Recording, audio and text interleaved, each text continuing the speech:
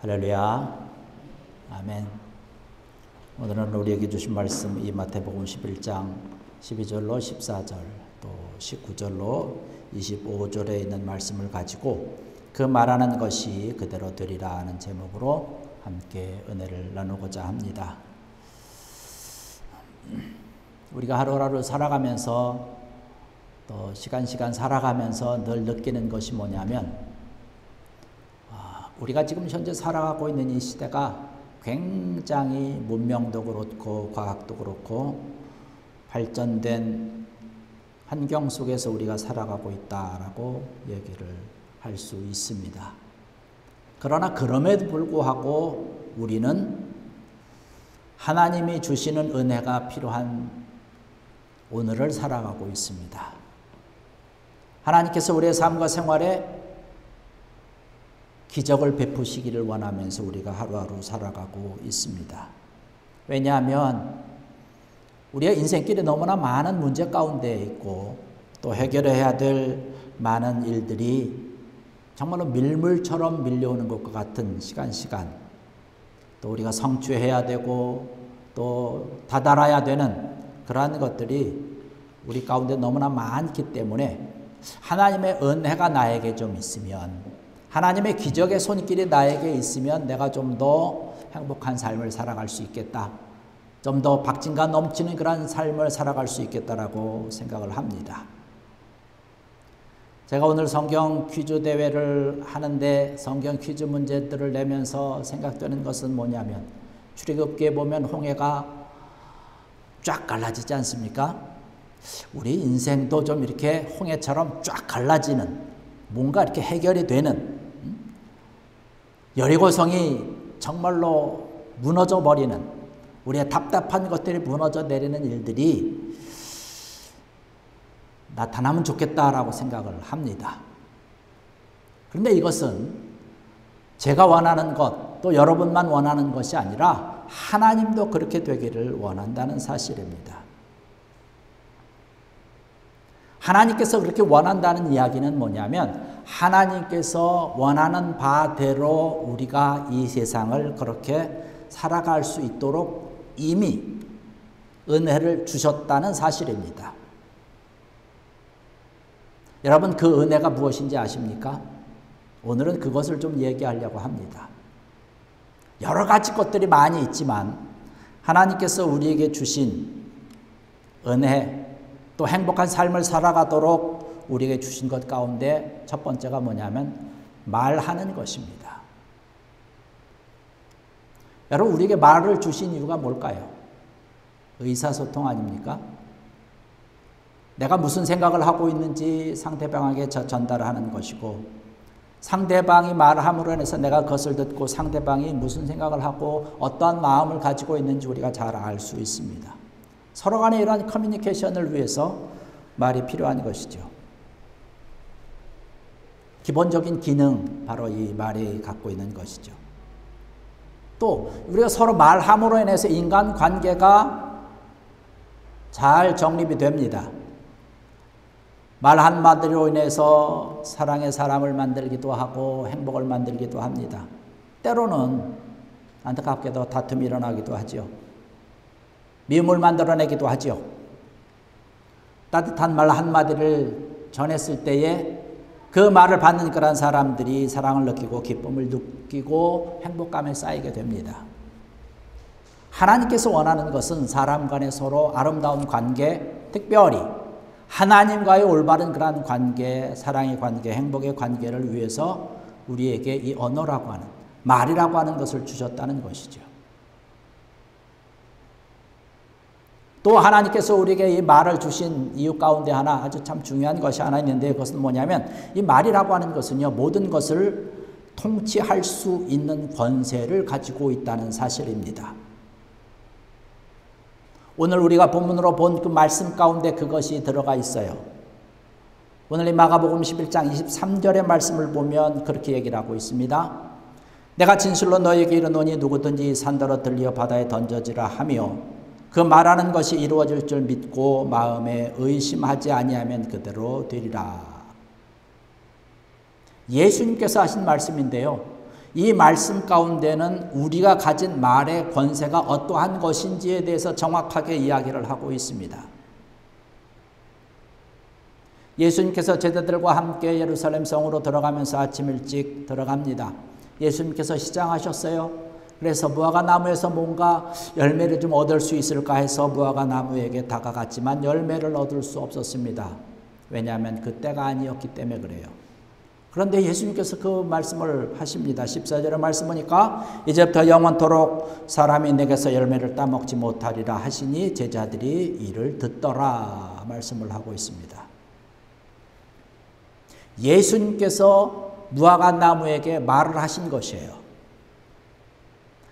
나무에게 말씀하여 이르시되, 사람과 나무는 말이 통하지 않지 않습니까?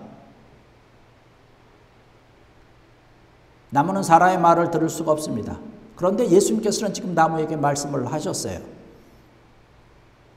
뿐만 아니라 예수님은 우리가 잘 아는 것처럼 바다를 향해서도, 성난 파도를 향해서도 말씀하셨습니다. 사탄을 향해서도 말씀하셨고요. 여호수아도 성경의 말씀 보니까 태양을 향해서 말을 했습니다. 성경의 여러 군데를 살펴보면 때로는 말씀을 하시고 때로는 명령을 하시면서 우리 말이 가지고 있는 권세에 대해서 분명하게 이야기를 하고 있고, 우리 말함으로 인해서 모든 것들이 지배를 받는다는 사실입니다. 여러분, 그러한 실험 결과 여러분 듣지 않았습니까? 아름다운 말을 듣고 자란 식물들과 반대로 저주의 말을 듣고 자란 식물의 결과가 어떠한지에 대한 우리 실험 결과는 우리 매스컴이나 이런 것들을 통해서 여러분 잘 알고 있을 줄로 압니다. 말이라고 하는 것은 우리의 생각을 지배하죠. 우리의 마음을 지배합니다. 마치 컴퓨터의 모습과 같이 우리가 어떠한 정보를 입력하느냐에 따라서 입력한 대로 결과가 출력이 되는 것이죠. 바로 우리 속에 어떠한 소리를 집어넣느냐, 곧 우리가 어떤 얘기를 듣느냐에 따라서 우리의 마음과 우리의 생각과 이런 모든 것이 결정된다는 것이죠. 세상의 소리를 계속 들으면 우리는 세속적인 사람이 되는 거예요. 반면에 우리가 하나님의 말씀을 듣고 설교를 듣고 찬양을 듣고 좋은 얘기를 많이 들으면 그 사람은 영적인 사람이 되는 것입니다. 그래서 우리는 하나님의 말씀을 듣는 기회가 있을 때마다 들을 곳에 그곳에 가야 합니다. 그러면 우리가 영적인 사람이 되고 믿음의 사람이 되는 것이죠. 오늘 13절의 말씀을 보니까 예수님께서 그 무화과 나무를 보시면서 내가 좀 열매를 얻기를 원한다. 그런데 거기 마지막 구절에 보면 참 단어 하나가 있는데 뭐냐면 그 시기는, 그때는 무화과가 열매를 얻을 시기, 그때가 아니다라는 얘기를 하고 있습니다. 그러면 예수님께서 지금 무화과 나무의 열매가 때가 언제인지도 모르고 무조건 이 무화과 나무를 저주하셨을까라고 하는 것이에요. 당연히 무화과 나무 열매를 얻으려고 갔지만 그 무화과 나무 때가 아니니까 열매가 없는 것이에요. 당연한 것이죠. 그러면 예수님께서 왜 저주를 하셨을까? 무조건 저주하셨을까요? 그렇지 않다는 것이죠. 예수님은 그렇게 무지막지하신 분이 아닙니다. 예수님도 그 무화과 나무에 열매가 없다는 사실을 이미 알고 계셨어요. 예수님께서 행하신 그 일에 대한 것은요, 그 사건을 통해서 제자들에게 또 오늘 우리들에게 말씀하시기 원하는 교훈이 담겨 있다는 사실입니다. 열매가 없어서 무화과 나무가 저주받았다라고 하는 것은 이 사건의 핵심이 아닙니다. 이 사건의, 이 말씀의 핵심은 23절에 있어요.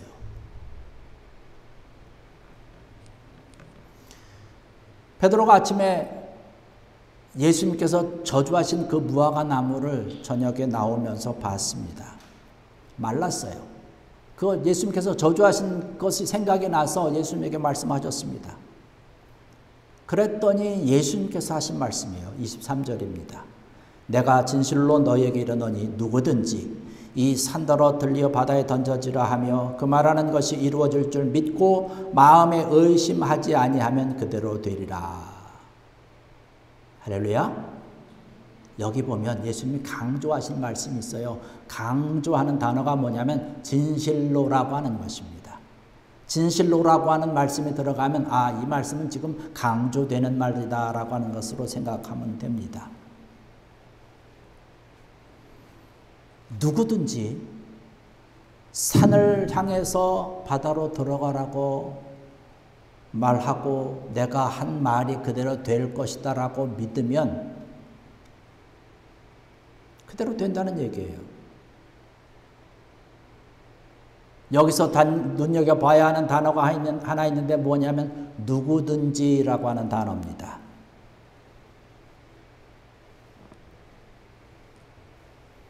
누구든지. 예수님께서 지금 말씀하고 계시는 것은요, 우리가 말하는 모든 것에는 권세가 있어서 그 말하는 대로 되는데 말의 권세를 누가 가지고 있느냐? 누구든지 가지고 있다는 사실입니다. 그 권세를 믿고 선포하면 말대로 이루어진다라고 강조하고 계시는 것입니다. 여기서 예수님께서 말씀하고 있는 누구든지라고 하는 것이 과연 누굴까요? 흔히가 우리가 생각할 때 이렇게 생각합니다. 신앙생활을 오래 한 사람들 아닐까요? 기도를 많이 하는 사람들 아닐까요? 혹시 어떤 특별한 은사를 받은 사람 아닐까요? 어떤 능력이 있는 사람들 아닐까요? 아니면 교회 안에서 어떤 직분이 높은 그런 사람들 아닐까요? 이러한 착각을 합니다. 직분이라고 하는 것은 높고 낮음이 없거든요. 하나님의 일의 형평을 위해서 주신 것인데 여기서 말하고 있는 누구든지라고 하는 것은 말 그대로 누구든지입니다. 신앙생활을 이제 막 시작한 사람이나 10년 된 사람이나 모태생활 한 사람이나 구분 없이 누구든지라고 하는 것이에요. 누구든지 말에 권세가 있다는 것입니다. 예수 그리스도를 믿는 모든 사람들이 가지고 있는 그런 권세예요. 그런데 우리가 여기서 잠깐 생각해 봐야 되는 것이 있는데 그것은 뭐냐면 권세와 능력은 차이가 있다는 것이죠. 기도를 많이 한 사람과 기도를 적게 한 사람의 능력은 차이가 있습니다. 한 가지 예를 들어본다면 한 나라의 대통령에게는 그 국가를 통치하는 권세가 주어져 있습니다. 그러나 그 권세를 사용하는 능력은 대통령마다 차이가 있습니다. 권세라고 하는 것은 주어진 권한이고 능력이라고 하는 것은 주어진 권세를 잘 활용할 수 있는 지혜와 지식과 기술과 이러한 것 등등을 이야기하는 것입니다. 기도를 많이 하는 사람과 기도를 오래 하는 사람과 기도를 적게 하는 사람의 권세는 동일하지만 능력은 차이가 난다는 것이에요. 그래서 성경에서는 계속해서 기도하라는 얘기를 많이 하고 있는 것이에요. 기도를 많이 할수록 더 많은 능력과 더 많은 은혜를 얻을 수 있기 때문에 그런 것입니다. 주님께서 오늘 말씀을 통해서 우리에게 주시는 것, 모든 사람들이 가지고 있는 그 말의 권세를 가지고 능력 있게 사용하기를 원하는 말씀을 오늘 이 말씀을 통해서 우리들에게 들려주시는 것이죠. 그렇기 때문에 우리가 가지고 있는 이 말이라고 하는 것, 이 언어라고 하는 것, 우리가 참 조심스럽게 때로는 과감하게 우리가 사용해야 될 필요성이 있는 것이죠. 우리 믿는 사람들이 우리가 신앙생활하면서 믿음 생활하면서 많은 사람들과의 관계 가운데서 특별히 우리 하나님의 사람들은 말의 권세를 가지고 있는 사람들이 조심해야 될 이야기들이 있지 않습니까? 허망한 말 하는 것은 하나님께서 원하는 것이 아니에요. 욥기 13장 6절의 말씀 보면 허망한 말은 끝이 없다라고 얘기를 하고 있어요. 그 다음에 우리가 조심해야 되는 것이 뭐가 있냐면 성령을 거역하는 말입니다. 성령을 거역한다는 말은 하나님을 거역한다는 말이죠. 그 사람의 입에서 성령을 거역하는 말이 없어지는 그때부터 하나님의 역사가 시작된다는 사실입니다. 그리고 우리의 모든 감정들이 너무 격하다 할지라도, 아무리 화가 난다 할지라도 과격한 말을 해서는 안 됩니다. 잠언 15장 1절의 말씀을 보면 유순한 대답은 분노를 쉬게 하여도 과격한 말은 화를 부른다라고 이야기를 하고 있습니다. 우리가 더러운 말은 하지 또 말아야 되겠죠. 내 말을 하는 것보다 하나님의 말씀을 하는 것이 참 좋습니다. 남을 희롱하고 조롱하는 말이나 남을 비난하는 말이라든가 이러한 것들을 우리가 하지 말아야 되는 것이죠. 또 다른 사람을 비판하는 말을 하지 말아야 됩니다. 우리가 말할 때 늘 조심해야 되는 것이요. 왜냐하면 그 말에 권세가 있기 때문에 그래요.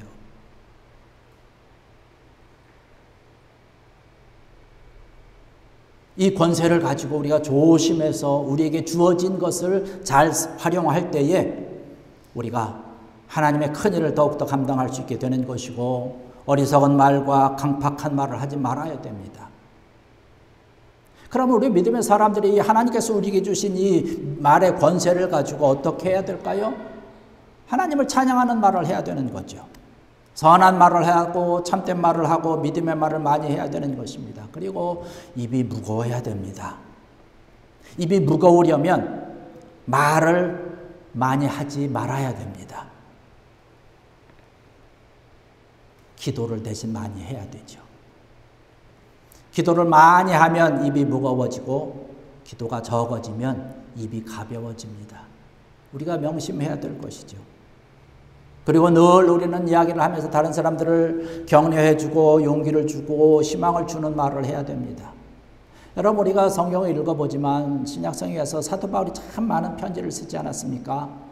각 교회에 편지를 썼는데 사도 바울이 많은 편지 가운데서 그 편지를 읽을 때마다 많은 사람들의 위로를 받았어요. 용기를 얻었습니다. 기쁨이 있었습니다.